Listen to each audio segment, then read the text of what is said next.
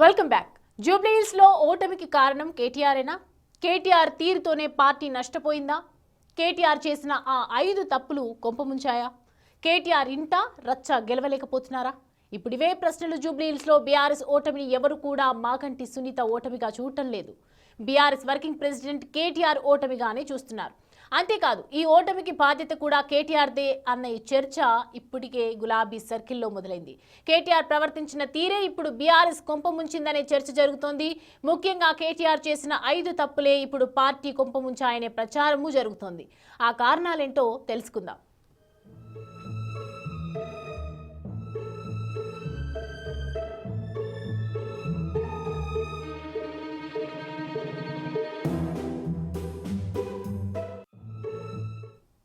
Right, ఈ అంశానికి సంబంధించి పూర్తి అనాలిసిస్ అడిగి తెలుసుకుందాం. మా ఇన్పుట్ ఎడిటర్ పవన్ మనకి అందుబాటులో ఉన్నారు. పవన్, చూస్తున్నాము జూబ్లీహిల్స్ ఎన్నికల ఫలితాల తర్వాత ఒక్కసారిగా కేటీఆర్ వైపే అందరూ చూస్తున్నటువంటి పరిస్థితి. ఓటమికి గల కారణం ముఖ్యంగా మెయిన్ పాయింట్ ఆఫ్ వ్యూ చూస్తే ఖచ్చితంగా కేటీఆర్ఏ అని అంటూ ఉన్నారు. దీనికి ఏం రీజన్ అయి ఉంటుందంటారు? వాస్తవానికి జూబ్లీహిల్స్ ఉప ఎన్నిక అంతా తానే కేటీఆర్ వ్యవహరించారు. అటు మాగంట సునీతను అభ్యర్థిగా ప్రకటించడం దగ్గర నుంచి ప్రచారంలో కూడా అంతా తానే పాల్గొన్నారు. ఈ ఉప ఎన్నిక అటు రేవంత్ పాలనకు రెఫరెండం ఖచ్చితంగా జూబ్లీహిల్స్ బీఆర్ఎస్ అడ్డా ఇక్కడ తిరిగి మళ్ళా మేము ఆ పదవి శాసనసభ్యత్వాన్ని నిలబెట్టుకోబోతున్నాం అంటూ ఆయన సవాళ్ళు విసిరారు. కానీ వాస్తవానికి 2023 ఎన్నికల సందర్భంగా అటు కాంగ్రెస్ పార్టీ అధికారంలోకి వచ్చిన తర్వాతే కేసీఆర్ వ్యవహార శైలిపైన అటు పెద్ద ఎత్తున చర్చ జరిగింది. పార్టీకి నష్టం చేకూరుతుంది. కొన్ని సందర్భాల్లో కేటీఆర్ చేసే వ్యాఖ్యలు కావచ్చు, కేటీఆర్ వ్యవహార శైలి పార్టీకి తీవ్రమైన నష్టం కలిగిస్తుంది. ముఖ్యంగా ఆయన అహంకారపూరిత వ్యాఖ్యలు పార్టీకి తీరని నష్టం చేస్తున్నాయంటూ అటు పార్టీలో సీనియర్లు మదనపడ్డారు. 2023 ఉగాదికి అనుకుంటూ ఉగాది సందర్భంగా అక్కడ పంచాంగ శ్రవణం ఏర్పాటు చేశారు. బీఆర్ఎస్ భవన్లో పంచాంగ శ్రవణం చేస్తున్న అయ్యగారు, పంతులు గారు కూడా ఆ వేదిక మీదే చాలా స్పష్టంగా చెప్పారు, కేటీఆర్ నోరు అదుపులో పెట్టుకుంటే అంతా మంచిగా ఉంటుంది అంటూ ఆయన చురకలు అంటించారు. కానీ అప్పుడు ఆ నవ్వి ఊరుకున్నారు కేటీఆర్. కానీ ఎక్కడ కూడా తన వ్యవహార శైలిని మార్చుకోలేదు. ముఖ్యంగా ఓడిపోయిన తర్వాత అది మరింతగా తన నోటికి ఆయన పదును పెట్టారు. ఆ పరుషమైన పదజాలం వాడటం, ముఖ్యమంత్రి స్థాయి అభ్యర్థిని కూడా, ముఖ్యమంత్రి స్థాయి వ్యక్తిని రేవంత్ రెడ్డిని ఉద్దేశించి వాడు వీడు అని మాట్లాడతాం. ఇటువంటి లాంగ్వేజ్తోని ఆయన చాలా చులకన చేసి మాట్లాడతాం, ఎదుటి వాళ్ళని టార్గెట్ చేసి మాట్లాడతాం. ఇవంతా కూడా పార్టీకి తీరని నష్టం చేకూరుస్తున్నాయి. కేసీఆర్ ఆయన చాలా పెద్ద నాయకుడు. ఆయన బీఆర్ఎస్ పార్టీని స్థాపించారు. తెలంగాణ రాష్ట్ర సాధనలో ఆయన కీలకమైన భూమిక పోషించారు.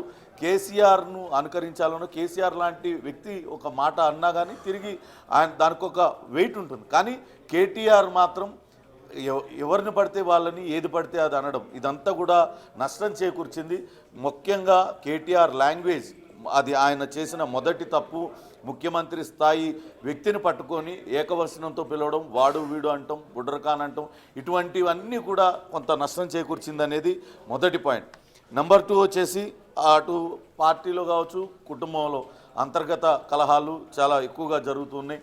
పార్టీలో నెంబర్ 2 సీట్ కోసం ఎప్పటి నుంచో అటు కవిత, కేటీఆర్, హరీష్ రావు మధ్య రేసు ఉంది అనేది పెద్ద ఎత్తున చర్చ జరిగింది. అట్లనే బీఆర్ఎస్ భవన్లో కూడా వర్గాలుగా విడిపోయిన సందర్భాలు ఉన్నాయి. ఆ తర్వాత కేటీఆర్ హరీష్ రావు ఇంటికి వెళ్ళడం, ఆయనతో మీటింగులు పెట్టడం, హరీష్ రావును ముందు పెట్టి ఇవన్నీ పాల్గొనడంతో కొంతవరకు గ్యాప్ అది తగ్గించుకునే ప్రయత్నం చేశారు. కానీ అటు కవిత నేరుగా అటు కేటీఆర్ని టార్గెట్ చేసింది. కేసీఆర్ చుట్టూతా దయ్యాలు ఉన్నాయంది. తన అన్నపైనే ఆమె చాలా కీలకమైన వ్యాఖ్యలు చేసింది. ఇదంతా కూడా కొంత నష్టం చేకూర్చింది. తన అన్నే సోషల్ మీడియా టార్గెట్ చేసి వ్యక్తిత్వ హననానికి పాల్పడుతున్నాడు అంటూ ఎవరికి తాను తలొగ్గేది లేదంటూ ఆమె చేసింది. అది కాకుండా బీజేపీలో విలీనం చేయడానికి ప్రయత్నాలు చేశారనే కీలకమైన వ్యాఖ్యలు చేశాయి. ఇవంతా కూడా కుటుంబ కలహాలు, ఇంట్లోనే సరిగ్గా లేదు, నువ్వు బయట ఎవరికేం న్యాయం చేయగలుగుతావు, ఇదంతా కూడా కొంతవరకు ఆయనకు నష్టం చేకూర్చిందని చెప్పాలి. ఇది రెండో అంశం. మొత్తంగా కుటుంబంలో జరుగుతున్న అంతర్గత కలహాలు కావచ్చు, అట్లనే పార్టీలో కూడా ఆయన గ్రూపిజాన్ని పెంచి పోషించారు.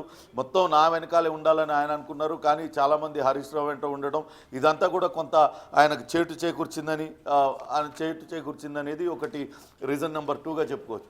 ఇక కేసీఆర్ ఓటమి పాలైన తర్వాత ఆయన యాక్సిడెంటల్గా పడిపోయారు. ఆయన కాలుకు గాయాలైన, కాలుకు తీవ్ర గాయమైంది, శస్త్రచికిత్స చేయించుకున్నారు. అప్పటి నుంచి కూడా ఆయన కేవలం ఫామ్ హౌస్కే పరిమితం అయిపోయారు. నల్గొండ, వరంగల్ సభల్లో ఆయన పాల్గొన్నారు తప్పించి మిగతా ఎక్కడ కూడా రాజకీయంగా క్రియాశీలకంగా ఆయన లేరు. దీని అంతటికీ కారణం కేటీఆర్ తనను తాను ముఖ్యమంత్రి స్థాయి అభ్యర్థిని అని చూపించుకోవడం కోసం, ప్రొజెక్ట్ చేసుకోవడం కోసం కేసీఆర్ని బయటకు రాకుండా చేస్తున్నారు అనే వాదన చాలామంది చెప్తూ ఉన్నారు. అటు బీఆర్ఎస్ నేతలు ఇటువంటి వ్యాఖ్యలు చేశారు. కవిత కూడా అటువంటి అర్థం వచ్చే వ్యాఖ్యలు చేసింది. అది కనీసం కేసీఆర్ను ఎక్కడ కూడా ఆయనను బయటకు వచ్చి మాట్లాడితే కేసీఆర్ మాటకు ఒక విలువ ఉంటుంది, కొంతవరకు అది పార్టీ పైన ప్రభావం చూపించేది, పార్టీ కార్యకర్తల్లో కొంత ఉత్తేజాన్ని నింపేది. కానీ ఎక్కడ కూడా కేసీఆర్ రాకుండా మొత్తం నేనే నాయకుడిని, బీఆర్ఎస్ మొత్తం నేను చెప్పినట్టే నడవాలి అంటే ఆయన వ్యవహార శైలి కూడా తీవ్రమైన నష్టం కలిగించింది. ఇది కేసీఆర్ కనుక బయట వచ్చుంటే కొంతవరకు ఓటమి పాలైనా లేకుంటే విజయం సాధించినా అది కేసీఆర్ ప్రభావం ఖచ్చితంగా ఉండి తీరుతుందనేది మూడో పాయింట్. ఇక రీజన్ నెంబర్ 4, అటు కేవలం సానుభూతిని, సోషల్ మీడియాను మాత్రమే నమ్ముకోవడం. ఇందా చెప్పినట్టుగా అటు బీఆర్ఎస్ ఇప్పటిదాకా సోషల్ మీడియా హ్యాండ్లర్స్ని పెట్టి, ఇది మా బిగ్ టీవీ చేస్తున్న ఆరోపణ లేకుంటే ఇంకోళ్ళు చేస్తున్న ఆరోపణ కాదు, అనేక మంది బిగ్ టీవీ అటు బీఆర్ఎస్ సోషల్ మీడియాలోనే ఆశాప్రియ అనే ఒక కార్యకర్త, ఆమె అనేక సార్లు ఆరోపణలు చేసింది, ఆత్మహత్యాయత్నం చేసింది. సోషల్ మీడియా వేదికగా తమల్ని వ్యక్తిత్వ హననానికి పాల్పడుతున్నారు, అనేక సార్లు ఫిర్యాదులు చేసినా వాళ్ళని కేటీఆర్ ప్రోత్సహిస్తున్నాడు. ఇక చాలా సోషల్ మీడియా హ్యాండ్లర్స్ మొత్తం కూడా గుప్పెట్లో పెట్టుకొని ఇష్టం వచ్చినట్టుగా అసత్యాలను ప్రచారం చేస్తూ వాటిల్ని నిజమని నమ్మించే ప్రయత్నం, క్షేత్రస్థాయిలో వాస్తవం తెలుసుకోకుండా అన్ని అసత్యాలను ప్రచారం చేయడం, సోషల్ మీడియాను పైకి లేపి సోషల్ మీడియా వేదికగానే అన్ని కార్యక్రమాలు చేయడం, ఇదంతా కూడా కొంతవరకు నష్టం చేకూరుస్తుంది. మనం క్షేత్రస్థాయిలో నిజాలు తెలుసుకోకుండా ఇలాంటి అసత్య ఆరోపణలు చేయడం వల్ల పార్టీ క్రెడిబిలిటీ పోతుంది, అట్లనే నాయకుల క్రెడిబిలిటీ పోతుంది. దీని విషయంలో కొంత సంయమనం పాటించాలంటూ పార్టీలో చర్చ జరిగినా కూడా ఎక్కడ కూడా పట్టించుకోలేదు. ఎక్కడో విదేశాల్లో పెట్టి ఇటువంటి సోషల్ మీడియా హ్యాండ్లర్స్తో విదేశాల నుంచి అందరి వ్యక్తిత్వాలని హననం చేసే విధంగా రాతలు రాయిస్తున్నారు. అందులో ముఖ్యంగా అటు ముఖ్యమంత్రి రేవంత్ రెడ్డి కావచ్చు, మంత్రివర్గంలో ఉన్న వాళ్ళు కావచ్చు, ఇతర పార్టీల నేతలతో పాటు సొంత పార్టీ నేతలను కూడా టార్గెట్ చేశారనే విమర్శ కేటీఆర్ ఎదుర్కొన్నారు. స్వయంగా ఆయన చెల్లి కవిత కూడా ఇదే విషయాన్ని ఎక్కడెక్కడో సోషల్ మీడియా హ్యాండ్లర్స్ని పెట్టి ఏమేమి రాపిస్తారో అంటూ నాకు తెలుసు అంటూ ఆమె నేరుగా కేటీఆర్నే టార్గెట్ చేశాను. ఇది కూడా ఒక కారణంగా, ఓటమికి కారణంగా చెప్తున్నారు. ఇంకొకటి ప్రత్యర్థుల్ని వ్యక్తిగతంగా టార్గెట్ చేయడం, వాళ్ళని వేధింపులకి గురి చేయడం. టీపీసీసీ అధ్యక్షుడిగా ఉన్నప్పుడు ఆయన జన్వాడ ఫామ్ హౌస్ పైన డ్రోన్ ఎగరవేశాడనే కారణంతో అటు ఇప్పుడు ప్రస్తుత ముఖ్యమంత్రి రేవంత్ రెడ్డిని ఆయన పైన పగబట్టి ఆయనను జైల్లో పెట్టించి రకరకాలుగా చేశారు. కానీ ఎక్కడ కూడా ముఖ్యమంత్రి రేవంత్ రెడ్డి ఎవ్వరి మీద కూడా వ్యక్తిగతంగా ఇంతవరకు టార్గెట్ చేయలేదు. కేవలం కొన్ని అవినీతి ఆరోపణలపైన వాటిపైన విచారణలకు ఆదేశించారు, వాటిల్లో కేసులు పెట్టారు, విచారణ జరుగుతుంది. అరెస్టు చేసే అవకాశం ఉన్నప్పటికీ కూడా ఎక్కడా చేయలేదు. ఆ విషయాన్ని చాలా స్పష్టంగా చెప్పారు. ఎక్కడ కూడా తాను కక్షపూరిత రాజకీయాలు చేయను అనే విషయాన్ని రేవంత్ రెడ్డి చెప్పారు. కానీ దానికి భిన్నంగా కేటీఆర్ వ్యవహార శైలి ఖచ్చితంగా వ్యక్తుల్ని టార్గెట్ చేసి వాళ్ళని వేధింపులకి గురి చేయడం, వాళ్ళపైన తన ప్రతాపాన్ని అంతా చూడడం, ఇది కూడా తీవ్ర నష్టాన్ని చేకూర్చింది.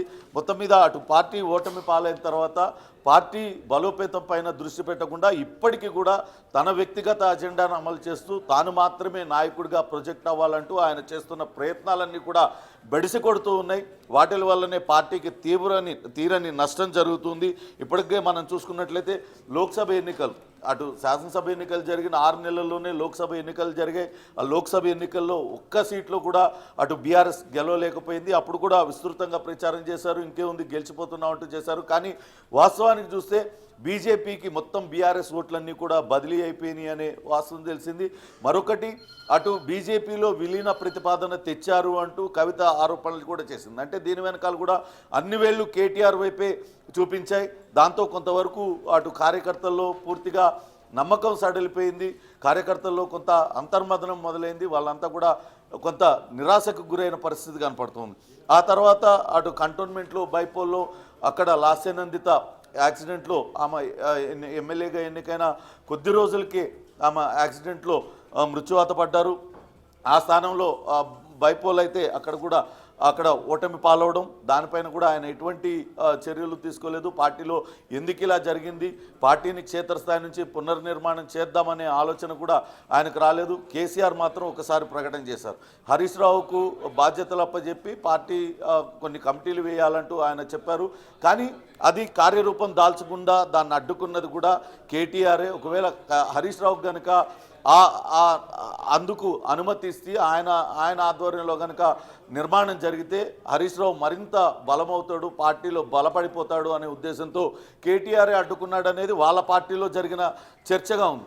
ఇవన్నీ కూడా జూబ్లీహిల్స్ బైపోల్ ఓటమి, ఇప్పుడు జూబ్లీహిల్స్ బైపోల్ ఓటమి అన్నీ తానే వివరించిన ఓడిపోయారు. ఆయన కేవలం సోషల్ మీడియాను, ప్రచార ఆర్భాటాలను నమ్ముకొని క్షేత్రస్థాయిలో వాస్తవాలను మర్చిపోయారు. ప్రజలకు వాస్తవాలను వివరించడం కూడా ఆయన మర్చిపోయారు. కాబట్టి ఈ 5 రీజన్లు, కేసీఆర్ నోటి దురుసు, ఆయన మాట్లాడే భాష, అది నంబర్ 1గా చెప్పాలి. అట్లనే కుటుంబ విలువలు, సొంత చెల్లె ఆయన పైన ఆరోపణలు చేస్తుంది, తన వ్యక్తిత్వ హననానికి తన సొంత అన్నే పాల్పడుతున్నాడనే అనేక ఆరోపణలు చేసింది. ఇందాక ఆమె ఒక ట్వీట్ పెట్టింది, అది కూడా సంచలనంగా మారింది. కర్మ రిటర్న్స్ అంటూ ఆమె పెట్టింది. అది ఎవరిని ఉద్దేశించి పెట్టింది అనేది చాలా స్పష్టంగా అర్థమవుతుంది. నువ్వు చేసింది నీకే వస్తుందంటూ ఆమె నేరుగా కేటీఆర్ను ఉద్దేశించే పెట్టింది అనేది అది వస్తుంది. అది రెండవది. ముఖ్యంగా మూడవది, కేసీఆర్ను ఫామ్ హౌస్కే పరిమితం చేయడం. ఆయన ఎక్కడ కూడా ఎప్పటికైనా కేసీఆరే మా నాయకుడు, వచ్చే ఎన్నికల్లో ముఖ్యమంత్రి అభ్యర్థి కేసీఆర్ అని చెప్తూ ఉన్నారు. కానీ ఆయనను కేవలం మాట వరకే ఉంటుంది, ఎక్కడ పార్టీ కార్యక్రమాల్లో క్రియాశీలకంగా పాల్గొనే